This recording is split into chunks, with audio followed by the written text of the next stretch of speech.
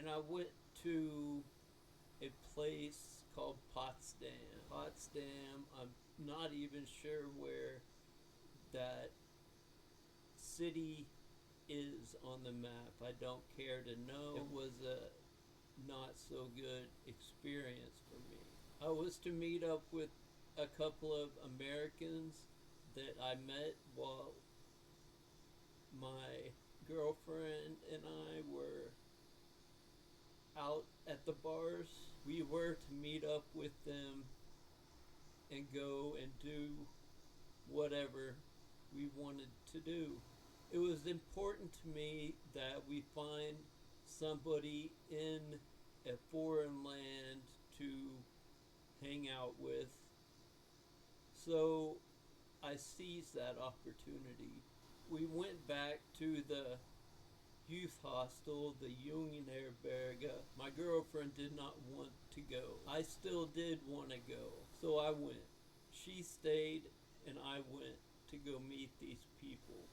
It was not a good idea, but it was a good idea in that it makes for a good story, and I like to tell good stories. So I'm going to tell you about the train ride. The train ride to Potsdam. It was a late train. I was going to meet them up at nighttime, and I was tired.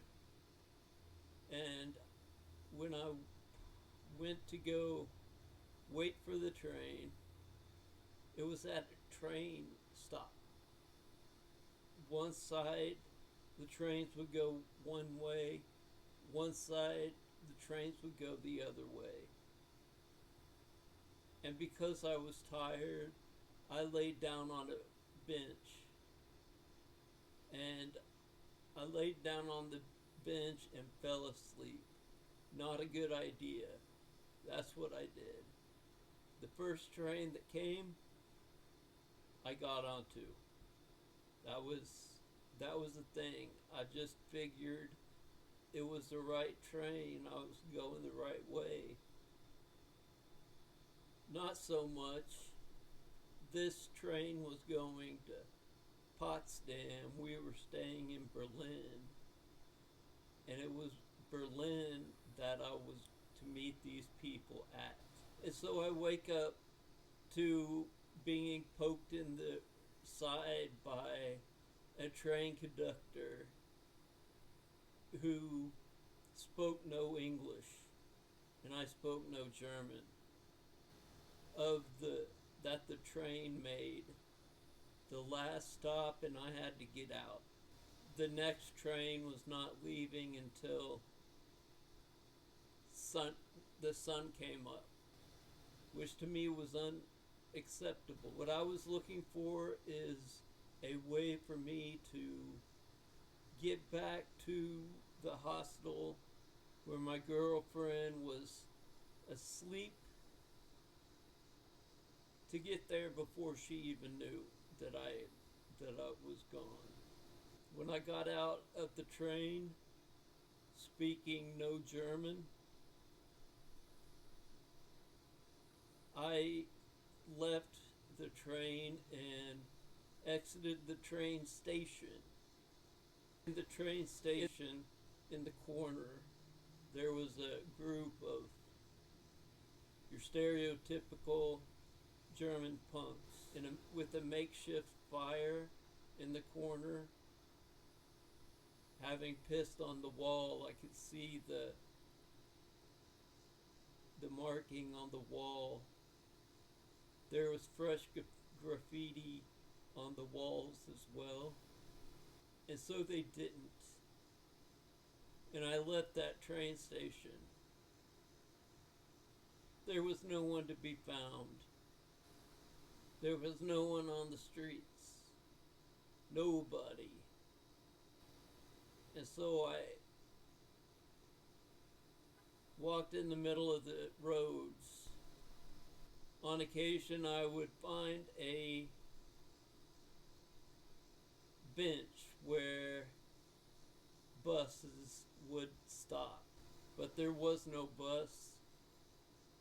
That whole area was just quiet, a dead zone. An attempt to talk to somebody to get myself to the Berlin youth hostel where my girlfriend was.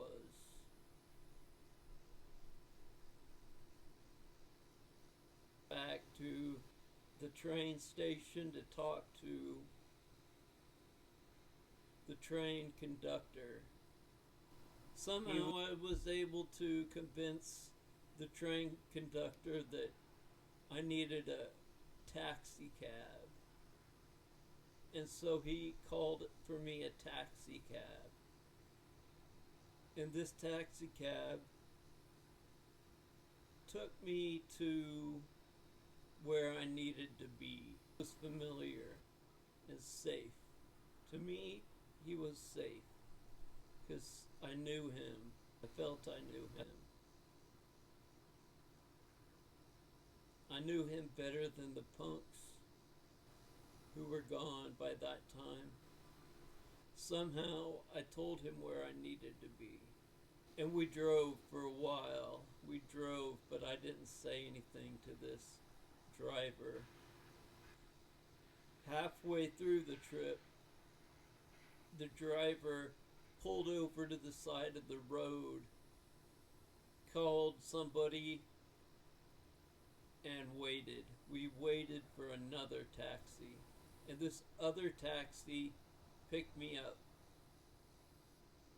The cab driver said, "Here's where this kid needs to go. I can't take him there, but you can." And I did make it back. I walked the walk. I walked so well back to her. I did not run. I did not walk hurried steps, but I made it back to the youth hostel right as she woke up. A great success and a story that I will never forget.